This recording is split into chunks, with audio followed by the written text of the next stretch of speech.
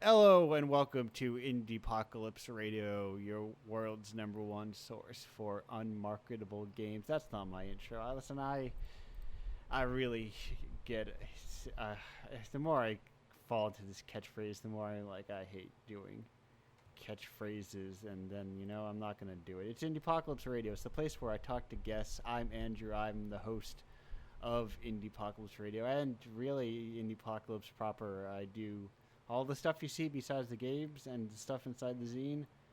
I do it, except I sometimes also do the stuff within the zine.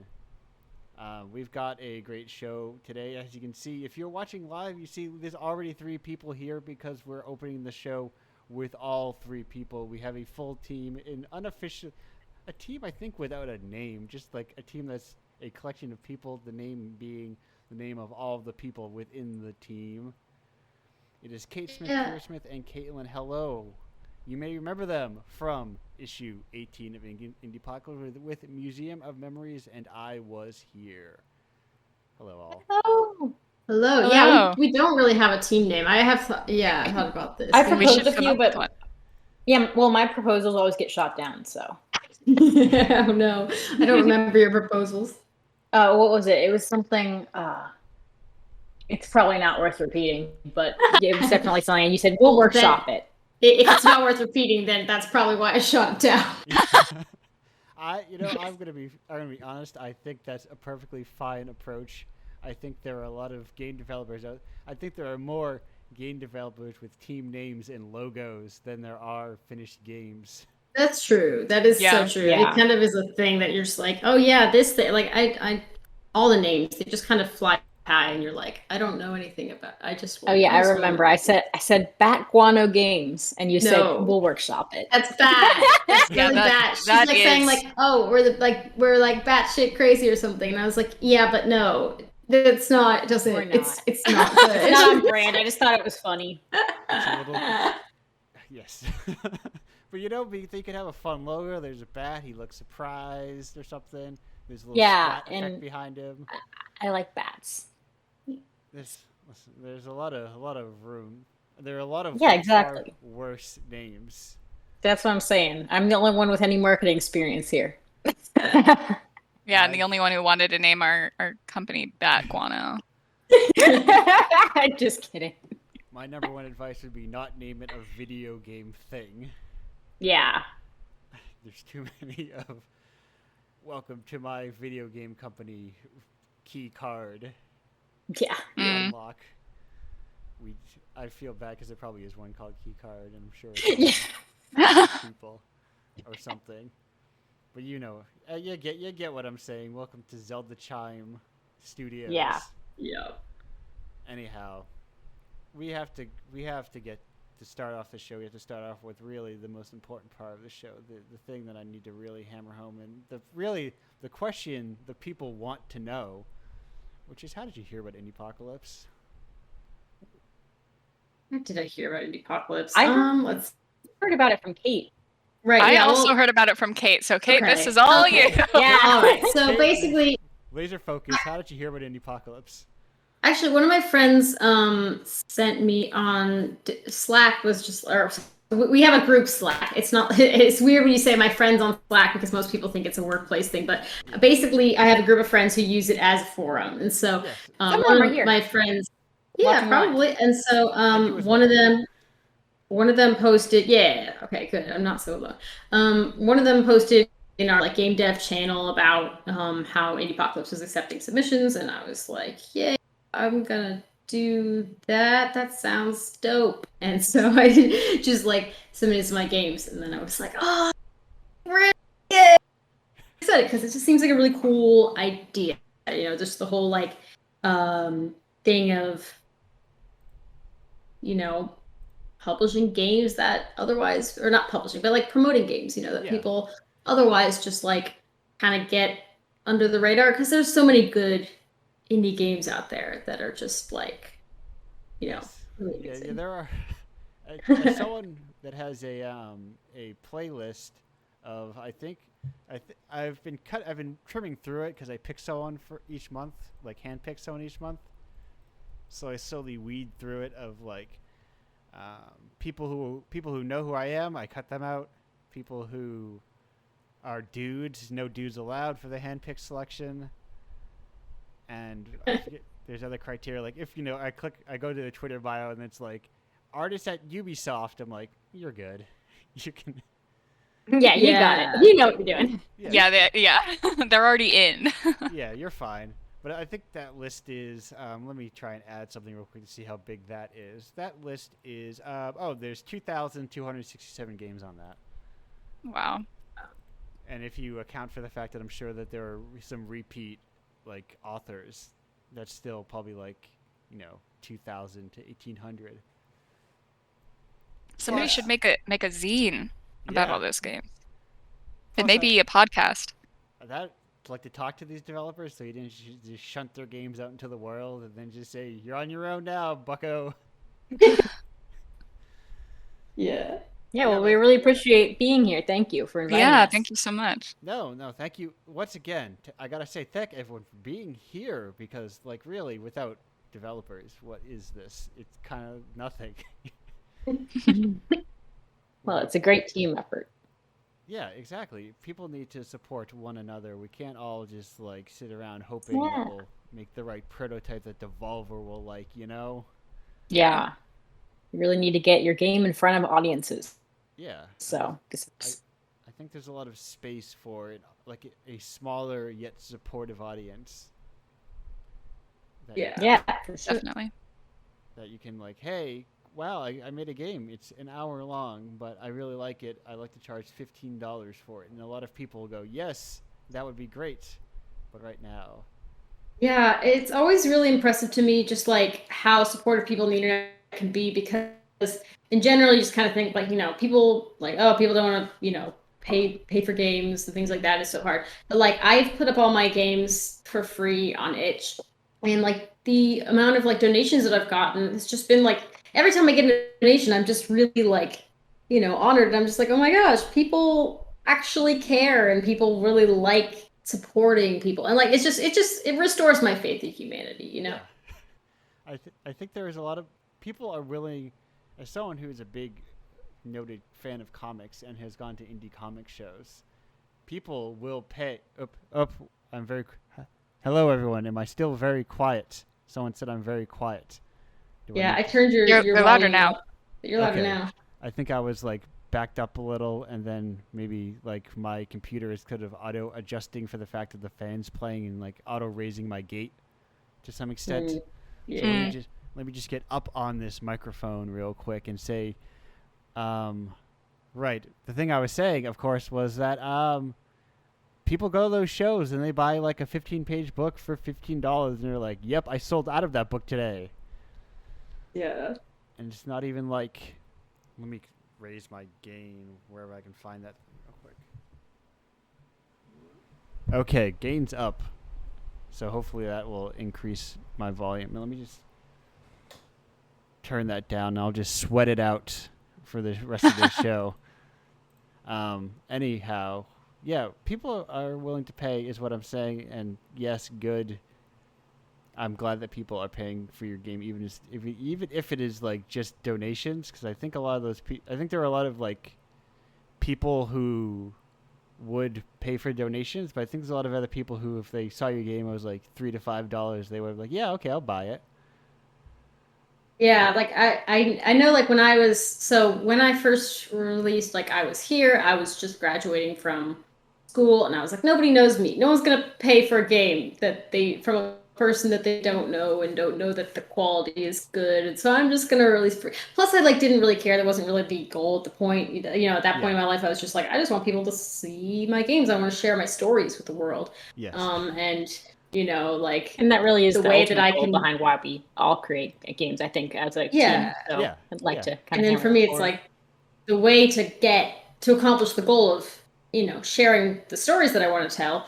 Like the best way to make sure it hits the most people, or reaches the audience, is just to make it free. Yes, yeah. That's, yeah, part of why I'm running this is like, well, if I can provide an avenue for people to make a little bit more money, they like, because there was people were dunking on a real bad film take on Twitter.com lately about how if people weren't making money, they wouldn't make art if it wasn't profitable or what, they were just provided for. It's like, That's so not true. no, people would make even more because they would have so much time. Yeah, That's so this so is the thing. true. Like, I'm constantly frustrated about just like the capitalistic, like, mandate that we all have to make money, because I think that if we didn't have, like, basically it's like saying like, okay, you can do what you love or you can make enough money to survive. And then it's like some people are really lucky and what they love happens to be the thing that, like, actually pays money at the time. Like if you're a programmer, I'm like, that's pretty good. Like I'm a programmer, so like I can find a job to do that. But also like creative stuff never really pays in that way. Like if you want to be creative, like there's just so much, you got to do it on your free time. And that's the struggle with just like the way that our society is structured, I think. Yeah. And let's be real, even if you love what you do, you get burnt out from doing it all day for money. And sometimes you may love something, but doing it for money may not be something that feels good for you. Yeah. So sometimes you got to do what you want to do for love and not for, a corporate agenda. And that's also valid. Yeah. Because also just like the fact that you're making stuff if you're making something with the goal to make money, that influences the design decisions, and it's going to have an impact on the game. It's not necessarily going to be a negative impact, but it does influence the design of the game. And so if it really, like, depending on, the parameters that you set for yourself, you're like, all right, I want to make money, I don't want to make money, it's going to, change the final output. That motivated me a great amount, because I was like, well, I'm making something that's like, well, I don't want to do the job that I'm doing for the rest of my life. It would be nice if I could make art and get paid for it. But then, like, well, to make a game that makes money, it has to reach a certain, like, hour count to be valuable for the gamers. And I was like, this sucks. Definitely. I don't want to spend, like, 3 to 5 years working on a game. Yeah, and the other thing is, like, I've heard a lot from people that they're tired of like super long games because they're just such an investment, and they're like, oh yeah, I really like it when I find a game that only takes me like 10 minutes to complete. But at the same time, it's like, how are we gonna, like, that's not like super easy to like charge money for a short game, because people don't necessarily want to pay money for something short, but they also like those experiences. So it's like, how do you balance all that? Yes. Let's see if I can get real. Since it's going to be a straight hour shot, let's see if I can get real creative with this. But in the meantime, because we are having messages from the chat of I don't know who's talking, which, of course, how would you know who's talking? Because I didn't. So if everyone would like to introduce themselves very quickly while I try and like figure something out. Because people do that fun little thing where everyone's thing lights up, and I'm sure I can figure that out real quick. Let me see. Yeah. Well, Kate, do you want to start introducing yourself? Yeah. Okay. I'm Kate. It's probably going to be the hardest to tell my voice apart from Kira's because we're twins. Yeah. So I am a game developer, kind of designer and programmer. I really have a passion for storytelling and just like creative, storytelling, finding out like how to tell stories in a unique way. I really like narrative games and anything that just really like has like forms a like empathetic kind of connection and like bond to the audience, something that like people can really relate to and like connect with and feel like it's speaking to them in their experiences. Yeah. And I'm Kira, and Kate is my twin sister. And she and Caitlin helped inspire me to have the courage to make my first game together. And that was really exciting. So I consider myself, I call myself an independent creative type, which means I kind of do a lot of different creative projects, but I like to, work with people to kind of seek the extent of my boundaries and just kind of learn to do more things. My favorite thing is just telling stories and learning new things. And so my twin sister and I fashion is actually my main that's what my degree is in. That's what my substance. So it's a little bit of a different purview. But I've always been interested. I mean, I'm an avid gamer, so I've always been interested in getting into game development. And I wanted to be able to help out with stuff. And I was like, well, I don't know how to program. And Kate's like, you don't have to. You can do this. You can help us out with our team. So I was like, okay, let's do this. And so we did a game jam. And it was awesome. We created a museum of memories. And I'm so, so proud of it. And I'm Caitlin. I studied narrative design for games and TV and also, playwriting stuff. So I'm really into writing all kinds of narrative type things. I'm a writer now. Kate and I have made a lot of games together. For this one, actually, for Museum of Memories, I actually did 3D modeling more than any kind of like narrative design. But yeah. But we really needed a skilled 3D modeler, so it really helped. Yeah, it had been a while since I had done any 3D modeling, like probably 2 years since I'd graduated. And but I don't know, I guess it was kind of like riding a bike, like it kind of came back. I really enjoy that kind of thing, 3D modeling. It's like, because I'm really bad at drawing, but it's like, oh, okay, I can like create 3D shapes to look like a different 3D shape. All right, we got a question from the chat that said, did we specifically go to game making schools? So I'm going to answer that first and say I did not, because I went to school for fashion design, obviously. But I went to Drexel University. So I went to a regular university, but that has some really good art programs. And it had one of the top fashion programs. So that's why I went to that. But Kate and Caitlin have a good answer to this question too, I think. Yeah, so I went to...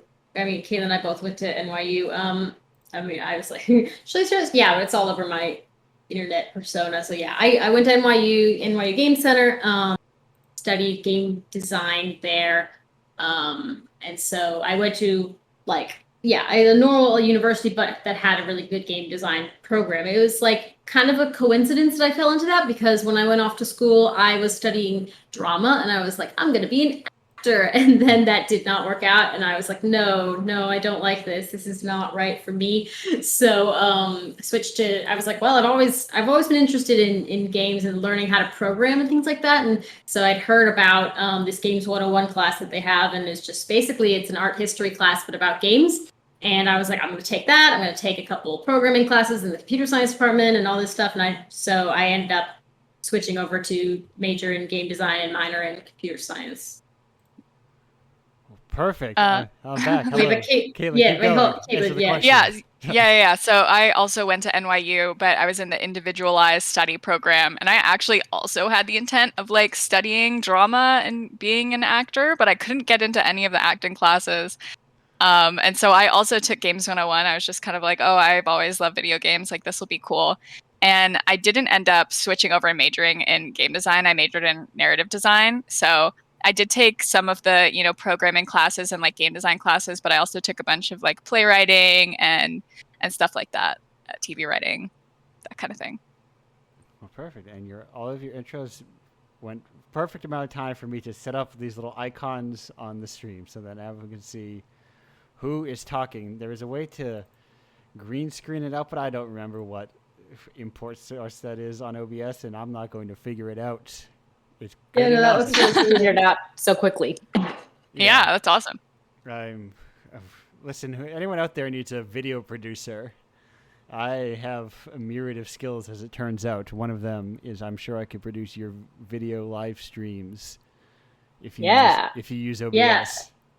That was impressive. You were like, I bet I could figure that out real quick, and I was like, wow, okay. I've only just started looking into more OBS because I've been streaming more. And so I was like, oh, wow, I only have the slightest inkling of how you might be able to do that. It's for little hacks out there. It's just I did a window capture. Yeah. I shrunk the window size. That's kind of what I figured. Yeah. So I'm capturing Discord 3 times. Nice. And then shrinking for each person. I didn't make one for myself because you're here every week. You know what I sound like. And I think my voice is distinct enough from the rest of the group that you'll figure it out. Yeah, I was going to say, otherwise Kate can just speak in a British accent. Yes, I can differentiate myself. I suppose I could do that. I don't think we want to offend any British listeners. No, and we have Ouch. many British friends of the show, and I wouldn't dare upset them. How else will I learn about Pims or what's the? I forgot what the Yeah, other all the one was. stuff that they're into. Not a Tim Tam. Those are Australian, I think. Jaffa cakes. Jaffa cakes. I was thinking of Jaffa cakes. Yes. Actually, I like Jaffa cakes. On a dick. All that. Yeah. There's Yeah, toad in a hole. local Right. supermarkets have their small section of British foods, which is like Right, Jaffa and cakes and Figgy pudding. cans of spotted dick and the like. Yeah, I love Yeah. those I've only ever seen them actually in London, but like those biscuits that are like covered in chocolate but also like caramel. Yes, I think I know what that's called, but I forget. I forget the brand name, but I always see the ones covered in chocolate, but the ones covered in chocolate and caramel are something else. They're out of this world. I have a British import store not too far from myself. I mean, not too far in the point of like America, where it's like a 30-minute drive. But I'm like, that's so close. Nice. But Yeah, in my New York brain, not too far means like a 5-minute walk down the street. yeah, Yeah. yeah. But I both in America and also not in a major city. I'm like, listen, let's just stop by the Indian food place. It's only a half hour away down the highway. But it's Yeah. a very weird country with a lot of different perspectives to it. For sure. Now we have another question here from the chat, which is game making classes. How do they actually compare to like the process of like game making? Would you say? I found it to be really helpful. Like everything that most of the things I know about making games I learned in school. I thought especially though, one of the things I think that helps the most is like doing jams. And like that was something that I got involved with at school, where they would just be like, oh, we're hosting a game jam this weekend, and just, come make like a sex positive game, or come make a game about pizza, or come do whatever. And also, of course, the global game jam. And those things like really helped me learn a lot about like scoping and making sure that you can like finish your game, and just kind of like, setting stuff, making stuff work within the limitations that you have. But yeah, in school, like I made lots of small games. Like I post, and then basically like the way we kind of submit our projects a lot of the time was just posting them on itch. And so most of my games on itch are games that I made when I was a student, and they were just like homework assignments or whatever. And like some of them, are games I've made since then. But like for the most part, it's just like those are my games that I made in school, and they're very similar to games I'm still making, and like and of course, Museum of Memories, the game that the three of us made together, we made for the Global Game Jam in 2021 in January.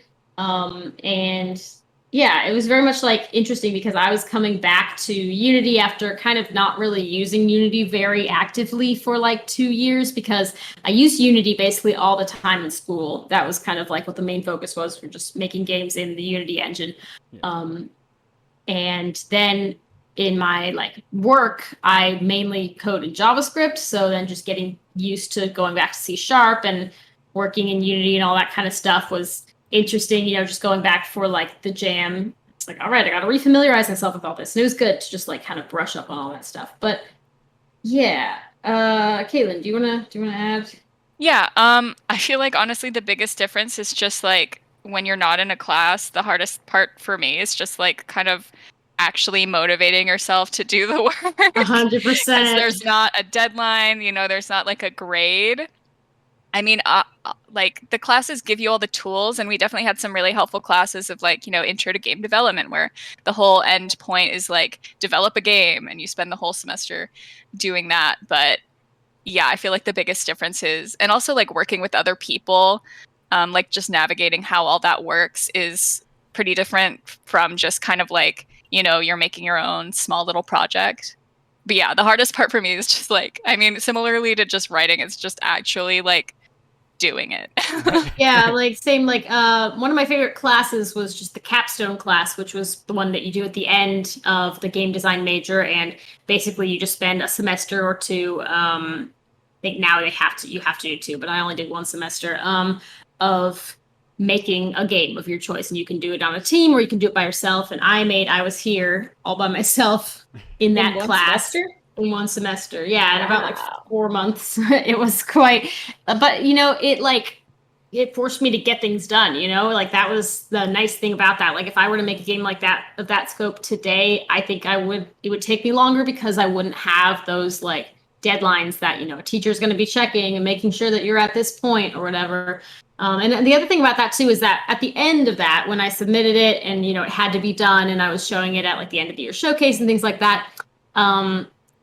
I know a lot of people in that class went back and like kind of continued to work on the games that they had made and try to like polish them up before releasing them online. And I just knew in my heart that if I didn't release it now on the internet, it was never going to be on the internet because I would just spend so much time trying to perfect it and making it perfect. And so I was like, you know what, I'm just going to post it as it is. It's good enough, and I'm going to post it, and it's going to be done. So that's what I did. I posted it on itch. Yeah. Sometimes done is better than perfect.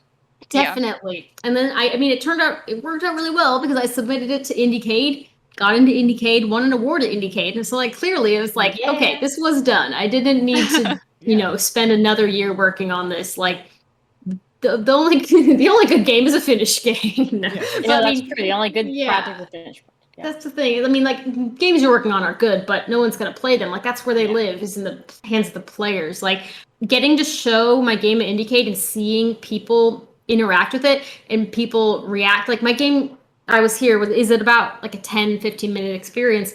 So basically people would sit down at my booth, play the whole game, and then get up and go about their day. But it was so amazing to see people go through it, and they stand up and they connect with it, and like some of them would approach me and talk to me about it and their thoughts. It's so cool to see someone's live reactions to your game. It's just like there's nothing like it. Right. Yeah, because if you've played I Was Here, it's a very moving, emotional experience. And a lot of people by the end have a lot of thoughts they want to share with the developer. And that's why there are a lot of comments on the itch page. And that's, that's why, when we got to showcase that was absolutely amazing. I helped Kate showcase that. I didn't work on the game, but I helped her to showcase it at Indiecade. So I mean, you guys both helped a little bit. Like Caitlin did some of the 3D models, and Kira actually like some of your like art. I did 2D art. Yeah, 2D art and things like that. I 3D modeled the DS, and it's to this day my proudest achievement. I know there are comments on the itch page just about how good that DS is. So it's great.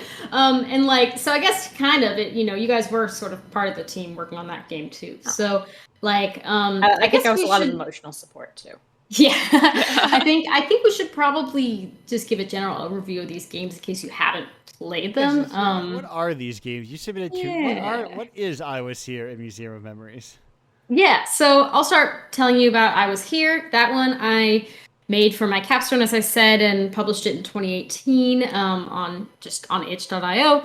It is a game that is basically a narrative walking simulator type game, so kind of in the style of Gone Home and those sorts of games, where you are exploring a room, and as you click on different objects in the room, you hear these audio memories of what happened to the characters in this room. So you hear about, basically it takes place in a boarding school, it's about two roommates who fall in love, and then I don't want to spoil anything, but it's kind of just about the general like life cycle of a romance, especially a high school romance, and like just the experience of like leaving things behind when you have to graduate. And at first I basically made this game as a very personal, like kind of like in not autobiographical, but inspired by real life. And I thought it was going to be very personal and that no one else was really going to understand it, but it would be okay because it would just be a thing that I needed to make for me to like process my emotions. But it turned out that everyone could really like identify with the feeling of like going off to college and having to leave someone behind, whether that's a romantic partner or if it's their family or a friend or a school or a hometown. Like I found that talking to a lot of people just like and seeing people's comments on the internet, seeing people's Let's Plays on YouTube, just seeing how people reacted to things. It was amazing how much, like, how universal these feelings were that I didn't even really realize until I shared them. And yeah, go ahead. Yeah. I was gonna say I think people to get too focused on like worrying about like broadly appealing to people or like trying to look for universal experiences when it's like there's a lot of people in the world, and the chance that our like singular experience is extremely unique to us is likely very uncommon. Yeah. So I think when you make like very personal, whether they're like autobio or semi-autobio or just like, you know, clearly made, like this is a thing you made from yourself for yourself, other people are going to be like, oh, I also see myself in this, but like more deeply perhaps than like, yeah, like even if the experience is like individual, I feel like the emotions are easily like universal. Because, well, one of the things that they say in like marketing, especially for like starting a business, is that you focus on a single customer, and that's not like a big broad group of teenage girls. That's like this specific girl who's, you know, 19 and goes to, you know, just started college at NYU or something. Like you have a very specific target customer, and then you know, when you target that one customer, you get kind of all the customers around that. And it's sort of similar in what we're talking about to how you tell your own unique individual story. And there's a lot of people who have similar thoughts and experiences that can also resonate with that. Yeah, that was my very own approach in creating the zine. The target audience was myself, and then hopefully people like myself would be like, ah, yes, also nice. Exactly. Yeah, definitely. And I think that's a really great, that's a very genuine place to be coming from when you're making a game, making a story. You shouldn't be making a story to try to pander to people or try to get people to feel a certain way. You should be making it because you're inspired to make that story because that's where your heart is, and that's what speaks to you. And naturally, it's speaking to you. It's going to be able to speak to other people too, because there's a lot of universal human emotions out there that you're getting at. Yeah, it's kind of crazy how many people just watching the different ways people interact. Some people, the story hits way too hard. Like I had somebody get up from my booth crying and just say, "Yeah, I just started long distance with a partner, so this hits really close to home," and then just ran away. And I was like, "Oh my gosh, I'm so sorry." And then people will comment on online too and be like, "I will play this when I want to be sad." Like, thanks. It's bittersweet for sure. Yeah. But should we move on to Museum of Memories as well? What is Museum of Memories? Yeah.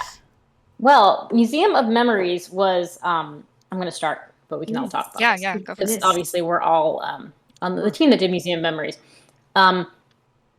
It is an experience that came from the desire to want to document kind of the mundane memories and the mundane objects in real life that have these significant emotional, I guess people form these significant emotional attachments to.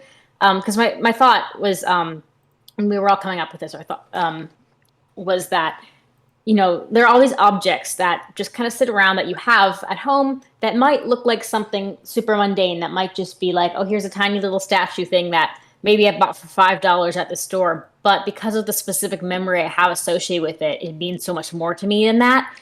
And it shows that, like, you know, beyond monetary value, there's the significant personal, like, value that objects really have, like, stories of their own. So the idea is to bring all these objects together into a virtual exhibition space where people could, from anywhere, could just go and walk around and see these real objects from real life and hear these people talking about their real experiences with these objects in their own voices. And we want to just to be able to have this so that people could, it's less of a game than it is a virtual museum exhibition, which is what we tried to market it as when we were promoting it as well, because we really wanted to make that clear that it's, you know, it's an experience. We want you to feel like you're walking into a museum and that you are getting a look into the donors' lives. And it's an archive of, sorry, yeah, go ahead. I was going to say, plus I think we get too hung up on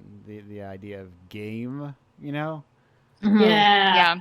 when there is this really like broader interactive, whatever high-minded term you want to use for it, this idea of art that we very actively interact with, and that doesn't move forward without our participation in it. Yeah, I had people tell me that I was here when I was showing it at places. I had people tell me that, oh, well, it's not really a game, is it? Like, of course, it's like these like hoity-toity white men who are like, I don't think that your, emotional interactive experience fits my definition of game. And I'm like, well, I'm sorry that you don't feel that way, but it is. Should have put more pixels. Did they not see the Nintendo DS? Yeah, I was like, Yeah, okay, really. I made this for my game design degree. I got 100% in capstone class, so clearly this is a game. I mean, the game council has decided. But even besides that, Should have had more pixels.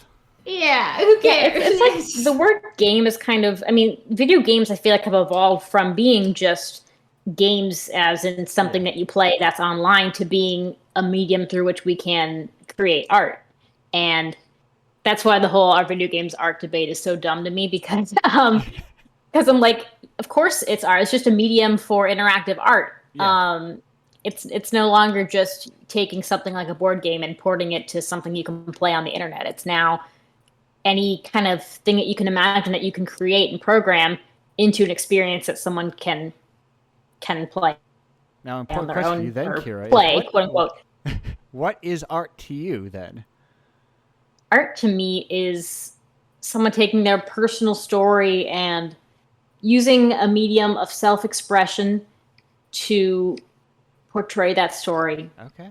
Or taking their own personal truth and using some kind of medium to bring that to life. I think that's a way. I liked that because I think the secret trick behind the question of is are video games art is the idea that art is somehow some objective measure and or that art has an objective definition even. Yeah. It doesn't really. Yeah, I think art requires kind of a concerted effort to take your experiences and put them into something meaningful for you. But I don't think it means that it has to be in any specific form. Right. Or that there's really any rules to that. Yeah, like the same thing might be, one person, it might be really moving and they would consider it art, and for someone else, they just not care at all. I just feel like it's like our video games art is so arbitrary. Like I'm imagining a painting, but instead of paint, someone used coffee, and I'm imagining like that same hoity-toity white guy being like, well, it's not really a painting then, is it? Because it's not paint. The thing that bothers me about the question, are video games art, is because I think a lot of people think what they're asking is, or think what they're answering is, are video games worthwhile? Right. And do they matter? Like, as if art is the only thing that matters. Like, I think video games are art, but even if they weren't art, that doesn't mean that they're not important. Just because something is fun, that can be enough. Yeah, that's the same thing. Like when Kira and I were young, we were in ballet. We were like pre-professional ballerinas. We're actually working on a game about this. But yeah, that's our next project. Yeah, but there was always this thing. It was like, oh, is ballet a sport? Is dance a sport?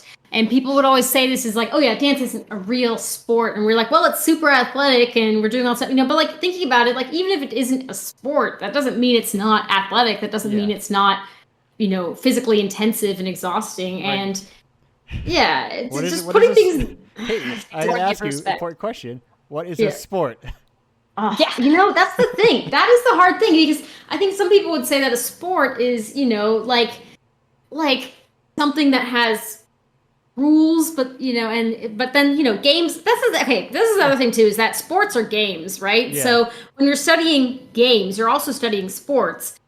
And like Kate's Games 101 class, they had to study certain sports as well. And if you think about it like that, though, then in that case, ballet is not a sport because it's not really a game, right? Like there's no. I mean, long distance running isn't a game, but I'd still consider that a sport. That's really true. Oh man, people don't talk about this, but they patch football, and baseball. They have rule changes in sports. Yeah, true.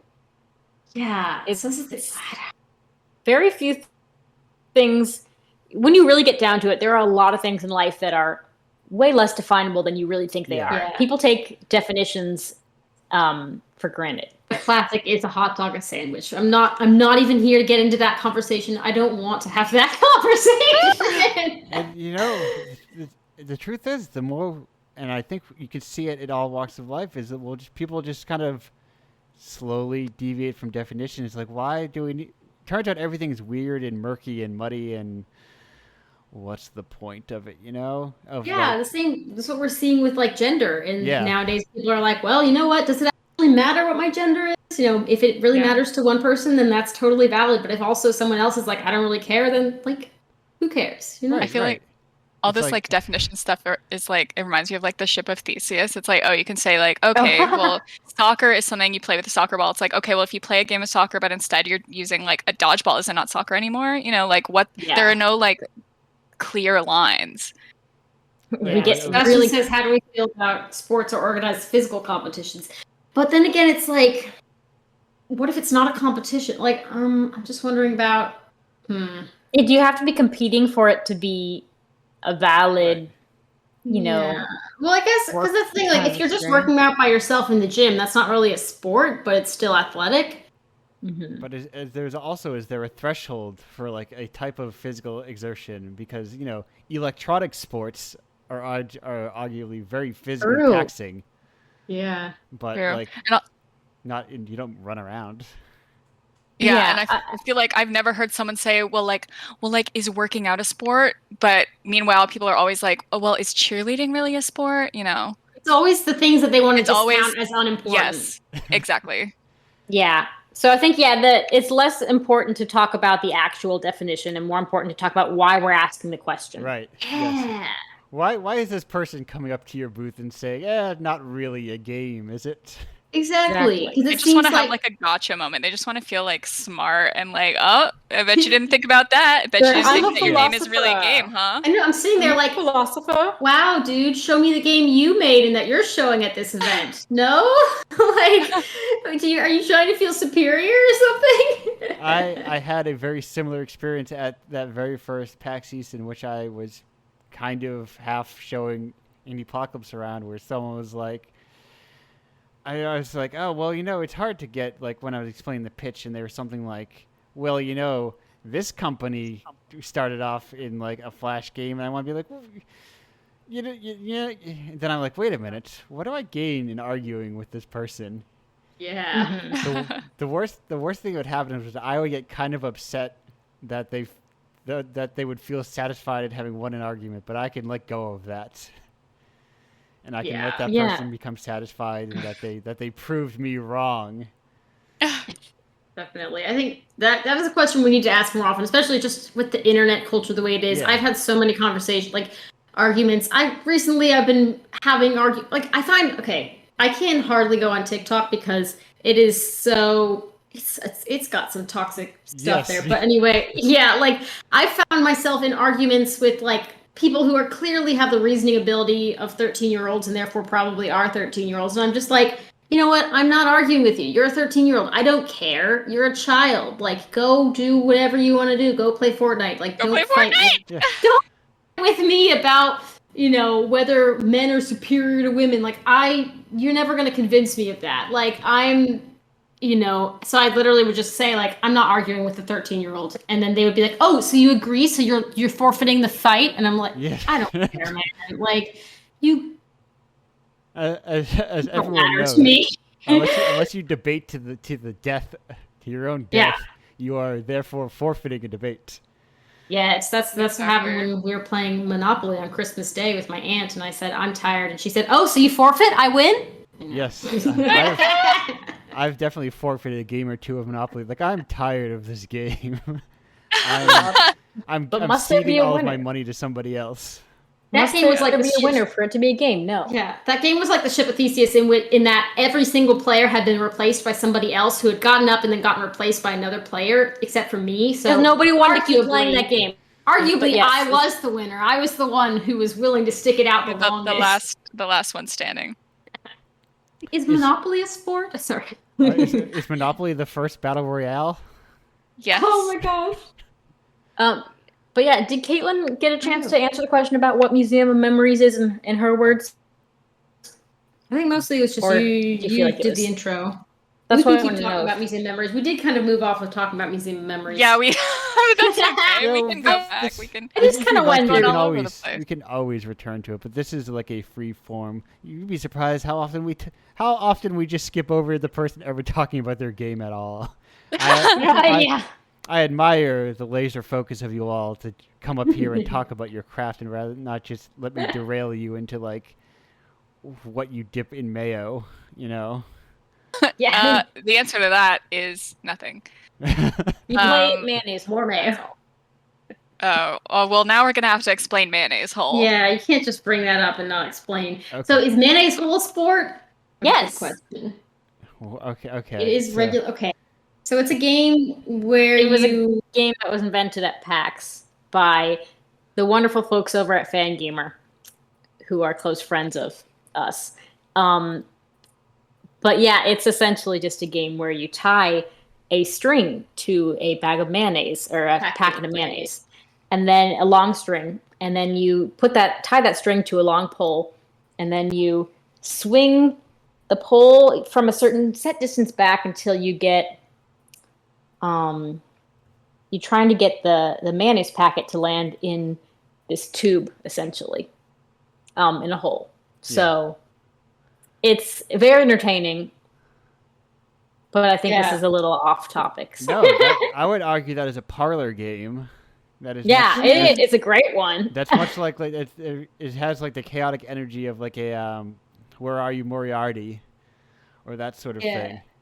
The best Damn, thing is Mr. the President. team effort, the team versions, where basically like where you have to play with another person where you're There standing. are team versions. You're standing at least like 6 feet away from the base of the pole, and you can't step out. You have to you can't step out beyond a certain line, and you basically get further distance by grabbing somebody else's hand and leaning towards the pole, and so you're very much dependent on your partner to hold you up. Yeah, while you're trying to get there. Yeah, and then it becomes just this Really a trust exercise. more than anything else. a statement on collaborative, work. Collaborative mayonnaise hole. It is. Everything is deeper than it is, and everything is not as deep as it is. You know what I mean? So But everyone look forward to upcoming PAXs and game events where everyone, addled through a year and a half of quarantine, has like, listen, I have this idea for a game, you all. Oh yes. I'm desperate to see people, and I have these ideas in my brain that have been kicking around forever. Like, yeah, our next game is digital mayonnaise hole. We could do that for the game jam. So, Physics. We'd have to ask Bennett Foddy for help. Yeah, that's what I was saying. Bennett Foddy, he's the physics guy. He's the guy who made Right, QWOP and and getting over it. All it would that. have to obviously be you need everyone to have their PlayStation Move controllers around. Oh yeah, it's like like Dance Joust. Joust. That's a good game. Hit a thing. So if you hear a loud noise, that's Yeah, well, I think most people do know who Bennett Foddy is, but I think most people don't know that he was your professor. So I think that's he teaches at the Game valid to Center point out. at NYU. So he taught us many a great thing. I think it was last week or week before. A lot of people didn't know Bennett Foddy was in Cut Copy at one point. Oh he band. was. Yeah, he talked. We would ask him about that, and it's like, this is not relevant to class. It was like for like one album. Yeah. Yeah. I think because I remember going weird. I remember that. I played Sun God earlier because it's a 15-minute track, and I was like, oh shit, I didn't make a playlist this week. And I was like, I go back to some old standbys, and I can't believe I burned Sun God so early because I'm like, I need a 15-minute track. And I'm like, uh-oh. But yeah, listen, it turns out the more I do this show, is like everybody is increasingly knows everybody else. We all have a very low review number, as it turns out. The whole indie game scene is way smaller than you would think. Better or for worse. Yeah. Small in that it's tight knit, and maybe there's still a lot of people, but a lot of people know a lot of people. Right. Yeah, and then Twitter has just become the place where games people talk, and now it's just like you're just always, whenever you see a person, you're like, who is this? And you just look through who else follows them, and you're like, oh yeah, we know people. Yeah. Everyone is interested. And then as everyone emerges from like a year and a half of meeting people online, people will be like, oh, you're not that person. You're not that picture, as it turns out. You're an actual person. Yeah. I guess that's the cool thing about games is that games, since video games are such a large part of the games scene, being digital is something that is so natural to game developers that I think our like industry or whatever, like everyone just really is, we function well on the internet. We're able to like make a lot of friends on the internet, and just there's it's very much tied to just like the gaming space too, because we're all gamers. People grew up very naturally interacting with people online. Yeah, and to that point, I know there's been kind of a slowdown maybe potentially in a lot of corporate settings, like maybe there's going to be a slowdown in AAA development because of the pandemic. But do you think that's going to happen with indie games, or do you think it's just we're going to keep getting indie games because people never really stop making their own projects? No, I think art just keeps getting people will keep making if people are cooped up, that makes more art because that's what I'm inclined to think too. It's like I'm unemployed, I'm getting my stimmy each week. What am I gonna do with my time? I'm just gonna make weird art because I've got all this free time. That's the ideal world where we can just do the things we want. Yeah, in the ideal world, we would do that in a non-pandemic. Yeah, I feel like even get there. At this point, I barely remember how we came up with it, but I feel like at least part of the like coming up with Museum of Memories is like we've been in a pandemic for all this time, and like we can't go out to museums or anything like exhibits. Yeah, like I kind of feel like it was my idea, but I don't want to claim ownership if that's not true. I don't remember. I just want to feel like I threw it out, and then you guys were all like, "Yeah," but in any case, yeah, it was just like like we're kind of past the point of things needing to be strictly physical spaces, things like museums. Like we need to kind of have more of an option for those things to be something you can explore online that if you're not going to be able to go places. Like one of my favorite museums had this exhibit about ballet and fashion right as the pandemic started, and then I realized I wasn't going to be able to go. And I was also going to I had a big trip planned to London in 2020, and I was going to go see the Alice in Wonderland exhibit at the Victoria and Albert Museum because I'm a really big Alice in Wonderland fan, as you can tell by my icon if you can see it. Yes. But and then I didn't get to do that, and I guess maybe that was part of what was weighing on my conscience and wanting to make kind of an experience like that. But for something that was really deeply personal and meant a lot to me, I didn't get to do that. I think we also wanted to democratize like museums in a way. You know how like if you go to an art museum, everything there is, by these really amazing artists and stuff. But we wanted to make something that anybody could submit to and put a thing in that means something to them. And so like we just posted. And you don't have to have artistic talent for either.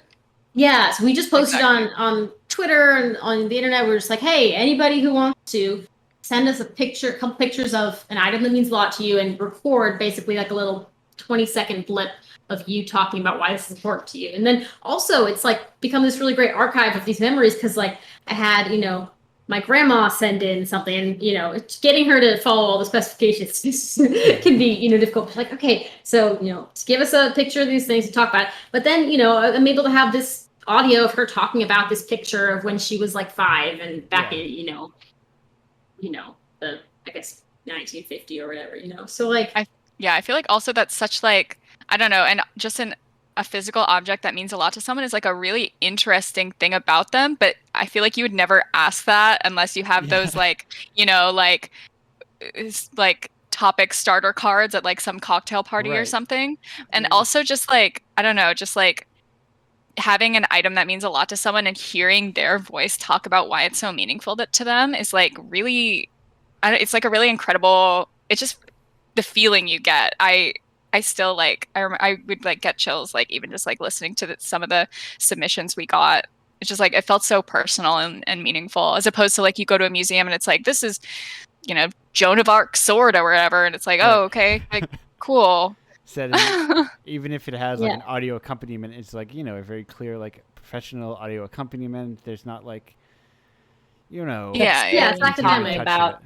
And also just like, I love the idea of like walking into a room and seeing all these random objects that just feel totally random and they don't mean anything. And then you like hear people talk about why they mean something to them, and they like take on this whole new suddenly they mean something. Thing. Yeah. Like suddenly like a shard of, a random symbol is incredibly meaningful. Yeah, and that's like what looked like garbage. Oh, well, yeah. There's a price tag in the Museum of Memories. Yeah. Not an item, an actual just price tag, and that meant a whole lot. And just hearing those stories, one of the things I liked about it's not only democratizing kind of the experience of going to a museum, but I think what Kate was really trying to say was, democratizing the experience of being in a museum and, having your own story to tell, because everybody does have a story like that to tell, even if they don't realize it. Like, everybody has an object that has some sort of memory attached to it. We all have memories, and we all have, we naturally accrue connections to things throughout life. And so that was something we wanted to be like, no matter who you are, what age, what gender, what experiences you've had in the past, we want you to submit to this project. And to that point, we actually are still, I say we still accept submissions. We do, yeah. I don't know if we're going to be putting them into the game anytime soon or not, but I would definitely am trying to still collect people's memories, because I think it's a really important project, and I think it's something that needs to be continue to be held up. And so we would have people send their audio files and it's like a 20-second audio file and pictures from all around the object, so we can 3D model it to museumofmemoriesgame@gmail.com. So that's what we were doing. And if you feel really passionate about this project, if you play the game, if you really like the idea, play the game, and there's information in the game about how you can submit, and we'd love to hear your stories. It was that was very a cool thing when I opened. Occasionally I will open a game and I'm like, this is very good. This is like kind of like the exact sort of thing I'm looking for. This like very like, well, we want to make something like, you want to make something clearly very specific and very particular, and it's like, I really like the kind of the idea of saying like the democratization of museums as a participant, because we're not all sort of like historically significant, I suppose. But we're still like, we still live. I mean, we don't have something valuable to everyone has their own like story to tell, basically. And even though this is just like a really small part of it, every single person has like something really interesting and like meaningful. And you make a valuable mark on the world even if people don't remember you.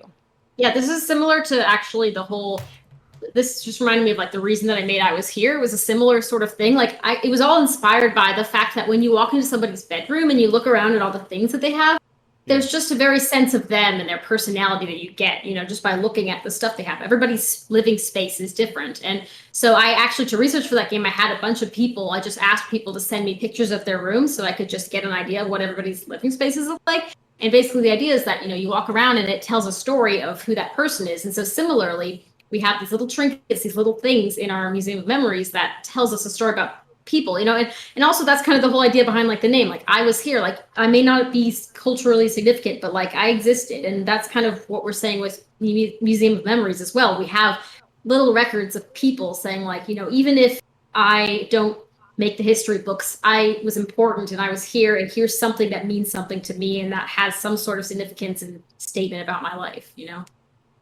Absolutely. That was very well said.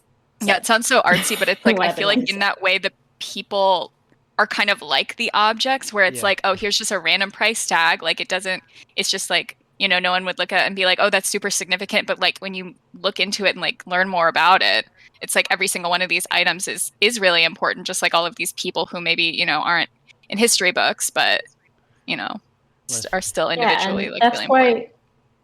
That's why I think the walking simulator kind of genre sort of speaks to us as creators and as kind of a studio. And that's why we kind of focus on those sort of games or storytelling through that sort of medium, not strictly adhering to any specific rules, but, we're inspired by games like Gone Home and in games like Life is Strange and Life is Strange. That's what I was trying to think of. Yeah.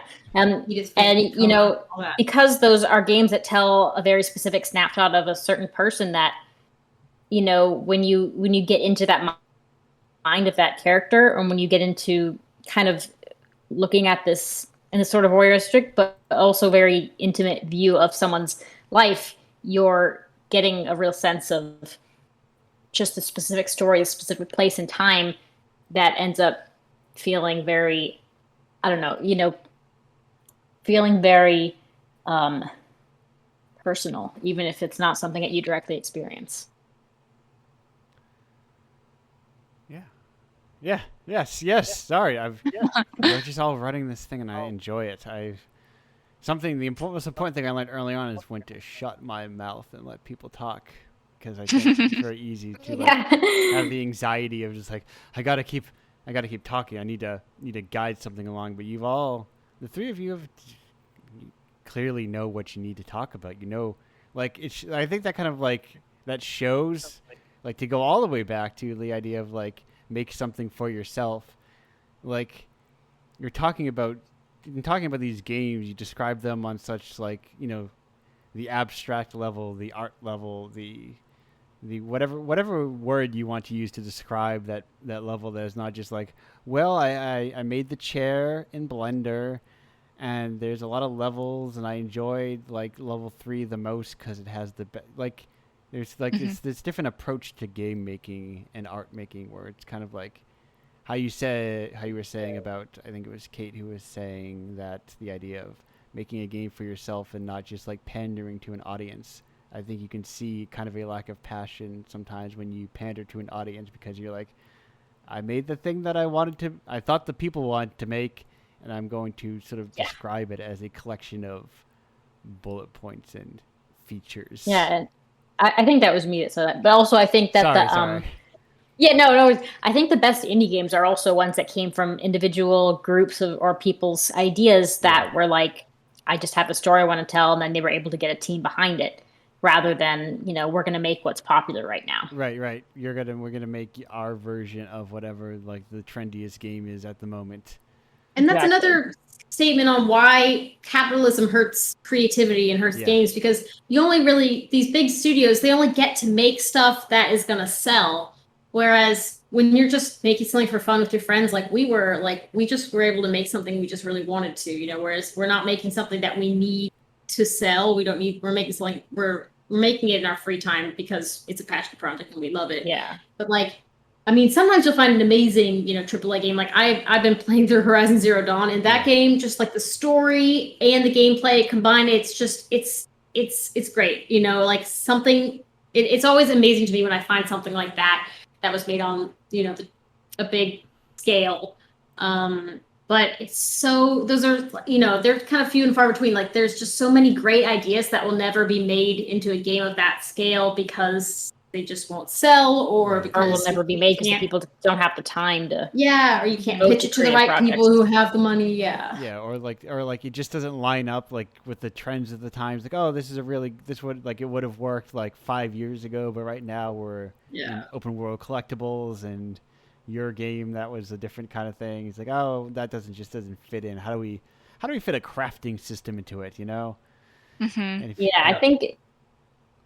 I think you got to make what you got to make what speaks to you and your heart, and what is the sort of story that feels right for you. And then sometimes it works out perfectly that it's something that will sell really well and explode, and sometimes it doesn't. Most of the time it doesn't. But I think you just got to keep creating for you, and you got to keep creating for the people who for yourself and for the people who will identify with that as well. But and hope to land on a hit. I think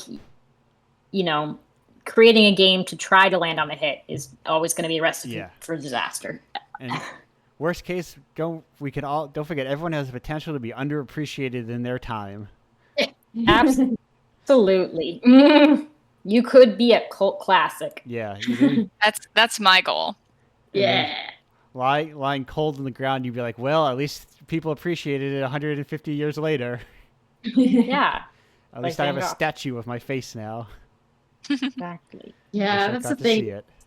Everyone's going to be forgotten eventually, but I still feel the need to tell stories. Yeah, exactly. That's because listen, stories, they outlast us all. Yeah. The fact that we'll be gone one day is no reason to not tell stories while we are here. Right. Tell stories to each other. Yeah. To think we're really starting to dive into the existentialist questions of humanity, of why we're all here in the first place. Yeah. Are we here for any purpose at what all? happens when you get us together. And if Yeah, Kate and I have been talking a lot about that recently because my grandma just died, so we've been just a lot like, why are we even here? Yeah. you're speaking to a teenage existentialist who was like, Yeah. I spent a lot of time thinking about like, wow, we're here for no reason. Nothing we do has any purpose. Well, I suppose the purpose is what we give it. Yeah. Exactly. We might as well have fun while we're here. Yeah. Yeah. I've always really liked absurdism, just kind of like, well, we can't know like why we're here if there's a higher power or any of that, so we might as well just kind of like have fun and do whatever, just do what makes us happy. Yeah. Yeah. I remember just saying to helping each Caitlin. other out. Yeah, I remember saying to Caitlin one time, I was like, "What am I doing? Like, I could die at any minute, and if I die, I wouldn't have finished this project I was working on." I was like really agonizing over finishing this novel I'm writing. I was like, if I die tomorrow, the novel won't be finished, and that's so important. If I knew I was going to die tomorrow, I should just like spend all my time finishing this. And she was like, "Yeah, but then you wouldn't be spending time with your family and your friends, and that you would also regret on your deathbed." Yeah. Well, it turns out like 24 hours, even if we had them all, they wouldn't be enough. Yeah. Having the self-awareness to know that our time is finite is the real curse of humanity. Where we would have the simple animal brain of like, I just want to wake up and eat and then go back to sleep. Well, I Time do have management that is the brain on most many valuable days. skill. Yeah, I suppose Yeah. we do.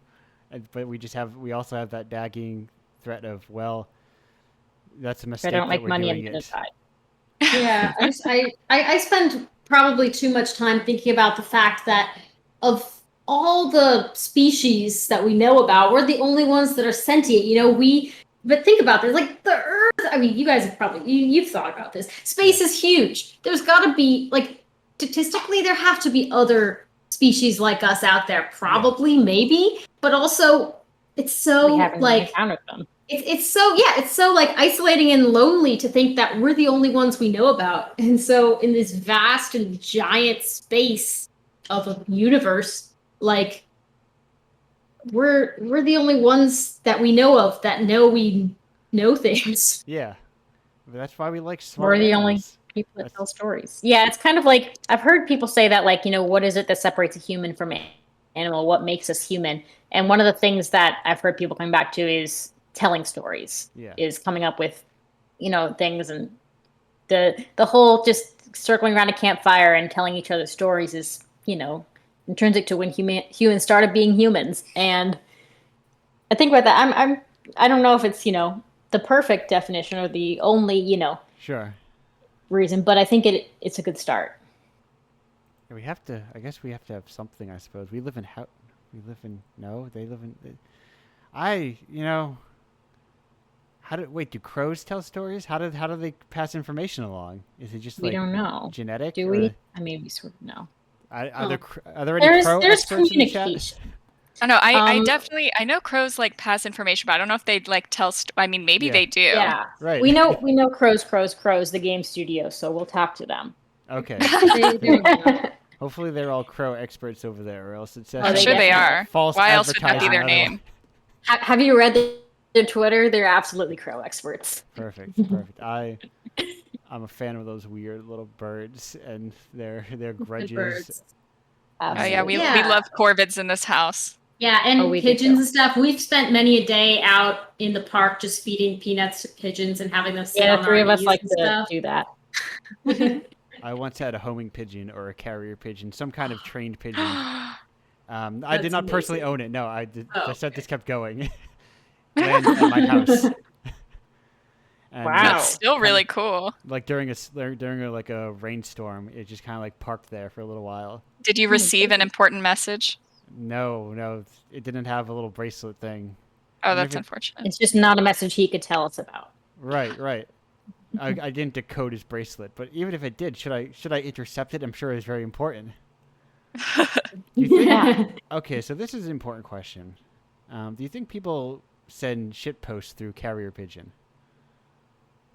I sure hope they did. I don't know if they mean, still do. I think it depends on whether it's financially reasonable of a Yeah. decision to make. Like, maybe it's really expensive and it just costs a lot of resources to get that pigeon to fly all the way out there, and so maybe it's not worth it. But if you have the resources, I mean, why not? I know if I were like a millionaire, I would absolutely send shit posts to my friends through carrier pigeon. Did people send shit You posts would. through Telegram back in the day? That's They had to. They must have. that's If what they I had think. the money, I think that's where I think gets lost in history. Is I think we tend to make everyone far more a store than they really were, and I think Yeah. Mhm. Yeah, I've definitely seen a picture of like an old textbook from like the 1800s, and the first page says like flip to page 118, and then on page 118 it says you are a fool for looking. We're just like there are those all kinds of examples of that throughout history. the translations That of kinda those goes like back to- on those Roman like walls of just like people have written Yeah. like, you know, Like I banged Sextus's mom here, or like yeah, stuff like that. things like that. Like people have always been humans. Yeah, Right. I saw on the amazing. internet this Babylonian breakup letter. It's like the first breakup letter that it's a message that they think they've like in history that they've found yeah, the earliest or whatever. It's super interesting. Like Oh, and humans like have always the- been humans, and that's kind of The first like filed complaint about that like copper order or whatever. Yeah, the Babylonian copper order, Yeah. copper order. Yeah. And Tumblr's I think obsessed that's with that. actually we can even circle this back around and say that's kind of why we're creating games like Museum of Memories and I Was Here is to kind of show that humans have always been humans and kind of just to document the humans that we know and that we're able to reach at this time in a both a fictional and a non-fictional for these each game respectively format right. that In I thousands hope of that in years, 100 years. Is that- Yeah. in thousands of People- years, is that price tag going to be in a museum somewhere? yeah As- exactly like, as- as a kid As I an would artifact always of write commerce?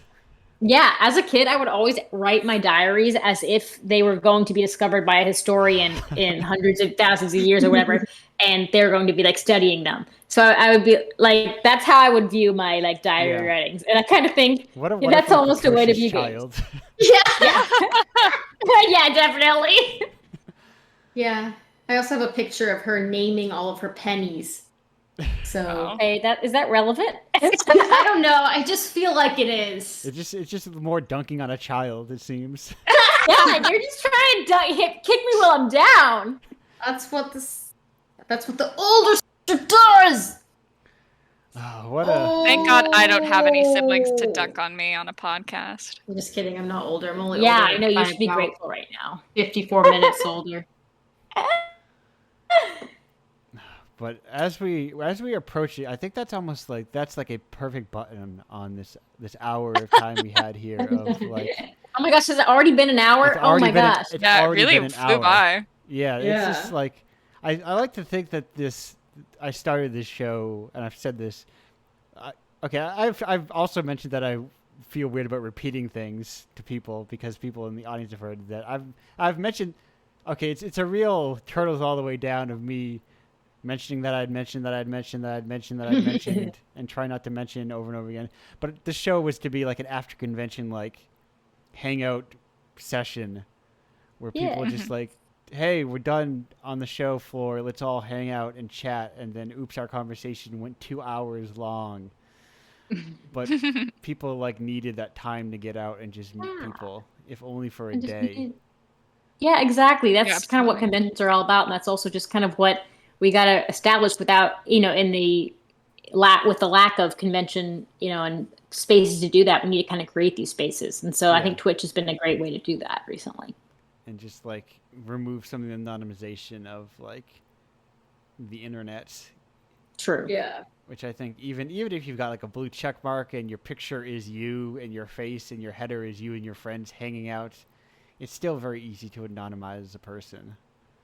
Right. Yeah. Oh yeah. As So a many of cl- those celebrities just got social media experts tweeting for them, Yes, yeah. And to boil someone down to the 5 tweets they make in a day, it becomes very easy to approach a human being like you would a character in a story. Yeah, it's very Yeah. reductive take, and I think that's something we got to strive to combat in the stories and the games that we make and the stories we tell. Yeah. And we're all people. And before I interrupted myself, what I was saying was, what a wrap up to start off and end this all. A full circle of this show. Thank you all Yeah. for being here so very much. Thank you so Thank much. you Yeah, for thank you having so us. much. Thank Thanks you so much for inviting us. No, thank you for accepting the invitation Thank you for submitting your game. Thank you for it all. Yeah, this was really fun. I was so honored to be able to have the first game that I ever got to, make Yeah. be included in this. So it meant a lot to me. Well, thank you. One day I'll make little epaulets, or what do they call those things? The little wreath things that you put on your thing. that Oh says yeah, Laurels? Laurels. There they are. Yeah. Maybe one day there will be an Indiepocalypse laurel, so you can be like, stick it on your cover of your game. That'd be Yeah. nice. Nice. Like that's the thing about those things, though. They have the value that we give them. So if you Yeah. just make them, people see them and they're like, oh yeah, that's the thing. Yeah, I mean, it is. they It's a valid convey thing. lots of good things. Convey greatness. It's a weird thing that I'm wrestling with, the idea of having a cultural impact, and I don't. Yeah. It makes me feel uncomfortable. I've been thinking more about like, what if, especially as like shows open back up, and like I can go to conventions where I think will be like the real like place for me to shine. As like Yeah. and with this whole project, like with the idea of one having a Wikipedia page for oneself is a strange concept. It's something I think that indie people always struggle with, right? Yeah. Because what if I become mainstream? Right. Will I be fake? Will I be a sellout? Yeah. Yeah. I feel like part of it is also just like, am I worth it? Like, do I deserve this? But I Right, feel like right. everybody has that kind of internal like struggle of like Yeah, and feeling like I'm a phony, like I'm imposter syndrome, like I don't actually deserve this. Yeah, and just think back to the fact that literally everybody, even the famous people, even the successful people, quote unquote, out there, are just people. We were all individually people born into this world in different circumstances, but we are all equal fundamentally. I had a weird experience recently, where I was reading the epilogue parts of From Hell, where Alan Moore was talking about like his process behind the whole thing, and he's talking about like breaking into churches and like this weird thing of like, oh, I asked. He's like, much thanks to Neil Gaiman for going to the museum and photocopying this book for me. I was like, oh, right. All these ultra famous authors were just people. And it's like, he asked his friend Neil to go to the library to get a book for him. And it's like, oh, right. We just sometimes people happen to be in the right place at the right time. And then all of them and their friends group all get like jobs and become famous. But Yeah, and our celebrity culture is really out of control at this point. We just our society reveres like actors especially, and just like in a way that even other cultures, like the United States, like America is very about their actors, but like I've heard that, over in like Germany, nobody cares, like people are more caring about sports. Something I feel like is the weirdest experience is like going to a foreign country and seeing a celebrity and seeing people freak out about them and you have no idea who they are. Because it's like, to me, this is just a completely random person. Everyone's like freaking out about it. I feel like that's such a bizarre experience. Yeah, it's almost if celebrity is made up. Yeah. I think they have the power that we give them. Yeah. The moral of today's story, I think, if we kind of boil down everything we've been talking about, is people are people. So tell your story, because people are going to be able to attach themselves to it, relate to that. So tell stories, because people are people. And the people here, I have one last thing to ask of all the people here, and I will go around the circle that I see on twitch.tv, which you are all here, of course. Record numbers this week. Thanks to all the grandmothers out there for your support. Kate, what have you got to plug? What do I have to plug? I don't know. Probably just my itch and my general I have a games website, but most of the stuff, like when I'm posting games, I'll post them on my itch.io. So I'm just at katesmith.itch.io. It's just my name. Perfect. I will get that. And I've been being better about remembering to do this thing in the Twitch chat where I go, hey, look at that. Broop. Oh, there it is. Thinking ahead. Fancy. You can play Museum of Memories and I Was Here there. Yeah. Perfect. For free if you want. You don't have to pay any money. No. And some other silly things. But you should also the way you should really play it is you should buy Indiepocalypse issue 18, right? Yes, of course, yes. They can, you can play them both. Support all the devs that Right, were and you can play both the games from that same executable even. Yeah. Oh my gosh. Yeah. Fancy. Technology. I'm gonna do an intermediary plug right now from Multimedia Bundle. I think it's called Bundle Launcher. It's made of Godot. It's super easy to use. Oh, Bundle all your sick. games That sounds together. cool. Nice. Kira, what have you got to plug on your side? Okay. So I've got a couple things. I kind of am a dilettante to do a lot of different things, but I guess in general, a good place to follow me is Twitter, which is Kira_J_Smith. But also, I've been streaming a lot recently. So I am Kira_J_Smith, Twitch.tv/Kira_J_Smith. Yeah. I am trying to get to 50 followers so I can do the affiliate thing. And so I've been trying to stream at least once a week. So that would be really helpful. And then my third thing is I have a fashion brand. That's sort of a small thing that I do. It's very small right now. I have 2 products and they're socks. But if you like socks, consider checking out my store. And that is shopkirajane.com. Oh yeah, you got it. I do. That one was also right in your profile, so very easy to get. The Twitch one Yes. will take me a little bit longer. But Yeah. Oh, maybe I should put that in there too. Nope, I Yeah. found it. So I'm just trying to remember everything I have to plug. Yeah, and you can also follow me on Instagram, Kira_Jan_Smith or Shop Kira Jane. Okay, So you've yeah, got 3 thank links. you. The rest of you are gonna have to figure out that Instagram on Yeah. your own. Yeah, they're pretty easy. Yeah. Thanks, Mom. Yeah, it turns out like it's a lot easier to get to that affiliate because I'm at like 140ish or something. It turns out if you just keep doing it every week and also pay 10 people every month, you'll get there. That's the secret. Yeah. That's my secret to getting to That's a good affiliate point. status. Is pay 10 people a month to be part of your And then, yeah. zine. And then, See, I'm gonna follow you right now. perfect. There we go. Okay, so I will do that, and I will also something I do. So if you ever, I stream here once a week, maybe even twice a week, maybe with Game Club eventually. If you join the Discord, join the Game Club, play Pac-Man 2: The New Adventures with all of us. Ooh. But the point is, the rest of those times I very aggressively use the auto-hosting feature. So I add a lot of people into auto-hosting, which I am going to add you also into auto-hosting. So if you're like, wow, I want Thank to you find so much. new streamers, and if you want to see like, hey, look, all these Indiepocalypse adjacent people have streams. Yeah. Just click on that, and you might find a new streamer. Give them a follow. Even if you don't watch someone, giving them a follow lets them get affiliate, which lets them get like money and all these sorts of things. Oh, look at this, my emotes. Speaking of new streamers, what I have to plug. Perfect, is, Caitlin. What a segue. Yeah, thank you so much. So my partner's actually in the chat, Sebastian A Gamer. I can link his Twitch, but we play D&D together. We're playing tonight at 8 Eastern. So we'll be doing that. And also, you can follow me on Twitter. I can post that also. Doing all my work for me. Yeah. I was ready. You have to let it go under the official Pizza Pranks letterhead. No, it's good. We're democratization of everything for the clout in Indiepocalypse land. Yeah.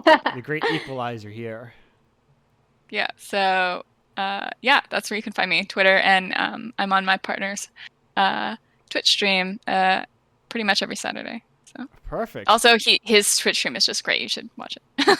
Listen, folks, I've got some things to add to. Remember how I said adjacent?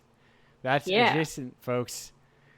Listen, when people tell you this is a tip from Andrew here, your editor, when someone says, "Hey, you don't worry about me. You should go worry about finding your own community and building your own community." What they mean is that you're not valuable to me, so I don't care about you. Remember that, and remember that deeply, and that really there's no reason that everyone can't be in the same community. It's always yeah. bugged me when people say that kind of thing because I know that's what they mean. But anyway, all right, I need to plug stuff. Shit. Yeah, you plug your stuff. So Indiepocalypse, I recommend you buy it. Issue 19 came out last week.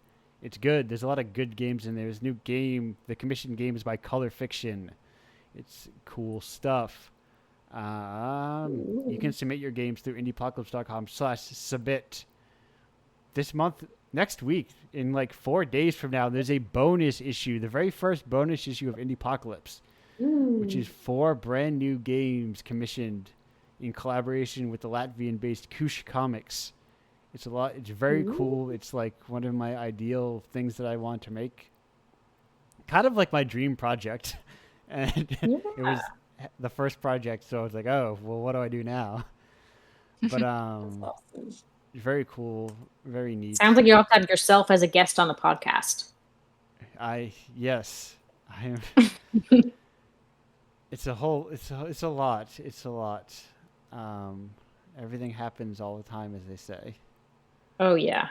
But that's coming up next. It also, coincidentally, a far more famous, far more popular, and well-funded group is releasing a collection of 30 games with a booklet the day after that. So I've got to say, hey, get out there and support Kush the best you can, because I've got 24 hours before I die. And the news cycle will not respect me, I'm sure.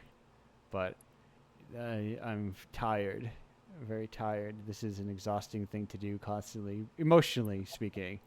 And I do my best not to hide that where I can, because I don't know. I think it's important. No. I think it's transparency. That's valid. Yeah, I think it's important to be transparent about like when you don't feel imposter syndrome. Everyone, it's a killer. Yeah, because everybody is working so hard, and then people are like, "Oh, these other people are just grinding away every single day." Yeah, like and it makes hustle you feel like culture. you're not doing enough, and you don't realize that everyone else is also exhausted and working, just doing their best, sneaking by. Yeah, and I think it's better if people are like, hey, this is actually a lot of hard work, and I'm spending a lot of money, and hey, look, my partner is funding like a lot of this stuff, and it's only possible because of that, rather than just like fake it till you make it, folks. No, thank you. Be honest. Be honest about your struggles. I think it benefits everybody, because I think this whole like faking it and like kind of like, allusions to like us all being good, it only really benefits the people who actually do have a lot of money, because then you're all playing that same game, and the game benefits people who have millions of dollars and not the people who don't. Yeah. But anyway, I like small artists, obviously. Me too. I'm very biased in this sentiment.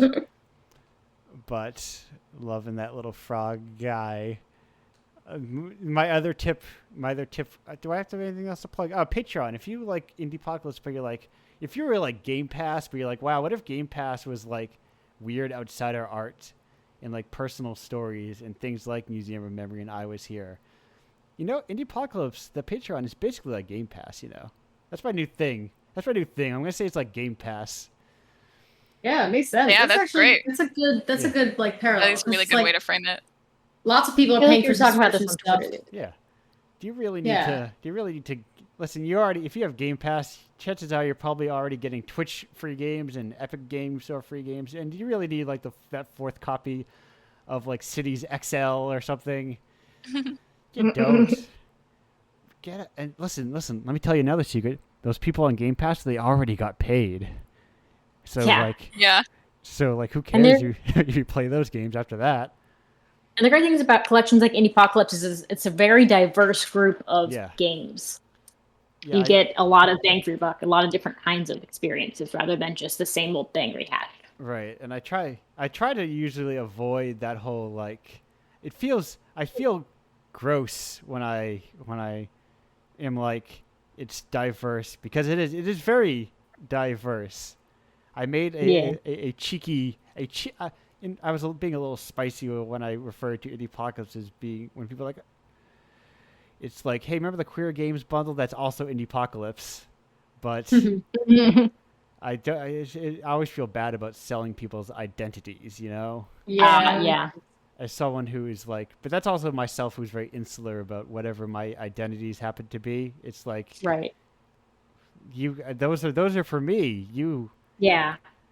Like But sometimes they're very integral to the stories we tell. Yes, so. yes, they are. Absolutely. There's like not a, but like I always feels weird about like advertising that, you know. Yeah. Unless like everybody signed on, it's like, yes, tell them that I am not a dude, capital D dude. Yes. That hits. This is it could be our game studio name, Not a Dude Game Studios. Yes, exactly. I'm okay with that. Pretty jamming. Start. Yeah, we're getting on the right It's track. better than Bat Guano. And there we come full circle. Yeah. Finally, thank you all for being here. Finally, once again, I have a million things to plug constantly because I'm spinning 10 million plates all at once. Oh, Absolutely. right. You know, the other thing, while I've got so many people here, on Friday, September 3rd, first annual Indiepocalypse Pledge Drive. Woo! Here on this channel. I'm going to be here 9 to 5, not doing an all-day live stream because that's nutso. And the charity, folks, it's Indiepocalypse, you know? That's the charity is me breaking even. Yeah. Nice. Supporting all these amazing indie devs. Yes, exactly. Because all this money, folks, while we're being transparent, if during the pledge drive I took all of the money that was donated, I would need $14,000 to break even, at the very least. Yeah, let me tell you sounds about something. right. That's a lot of money. Well, I guess it feels like a lot of money to someone who is like, I don't know, lower middle class or something. Or It is a lot of money. Yeah, no. Or like someone who's like, the idea of spending $1,000 for a single thing is like, that's something you can do. Yeah. That's like something you get out loans for, you know. It's like, well, I'm going to be paying this off for months. And also, I don't actually get all of that money. I pay royalties. So it's like, in fact, that number's probably doubled, if not tripled, what the pledge goals will be. So I need everyone to tell everyone else, hey, support this thing. Because then I don't know what I'll do with all that money. I will swim in it, Scrooge McDuck style. Exactly. I will put it in a small closet so that I can swim in it, Scrooge McDuck style, I should say. You will install a closet. And then I would be like, look at me swimming around in all this money. And that would also mean like developers would get all of that money as well. Which is like a huge increase in money to developers. Yeah. But for sure. I like to think that $5 some people get sometimes every 3 months. They go, ooh, nice. I can buy a coffee with this. But that was not coffee money they had before. Yeah. That's what I feel when somebody donates like $2 to one of my games and like, aw, thanks. Or they bought you a coffee. Diet Coke or something. Yeah. Yeah, it's a game of pennies around here, you know? Yeah. But pennies is pennies, you know? They're still Yeah. It's money. You can swim around in those Scrooge McDuck style. It's just a little legal sadder around these parts. A little louder. Yeah. Anyhow, thank you all once again. Finally, this is the final thank you all. Yeah. No more playing around. No more extending this endless.